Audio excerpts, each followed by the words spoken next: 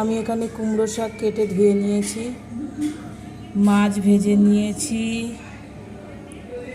লঙ্কা নিয়েছি, লঙ্কা কেটে নেব, কিছুটা রসুন কুচিয়ে নিয়েছি আর আলু কেটে নিয়েছি। কড়াই গরম হয়ে গেছে, আমি একটু রাঁধুনি দিয়ে দেবো।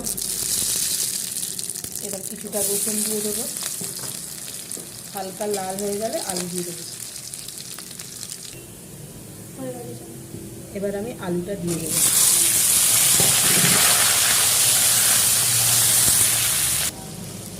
আলুটা হালকা ভাজা হয়ে গেছে, এবার আমি নুন দিয়ে দেবো, একটু হলুদ দিয়ে দেবো আর একটু জিরের গুঁড়ো।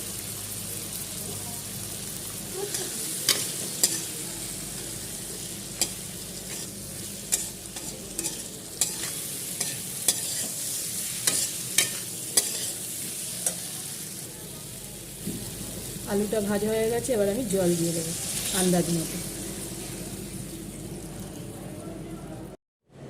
আমি এখানে কোচা লঙ্কাটা দিয়ে দেবো আর শাক কোচাটা দিয়ে দেবো।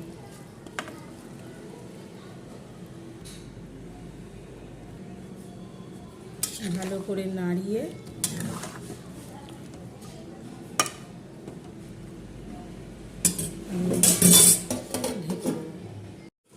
একটু নাড়িয়ে দেবো।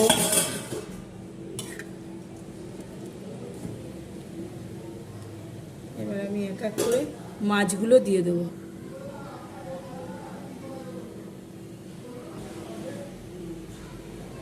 এবার ঢেকে দেবো।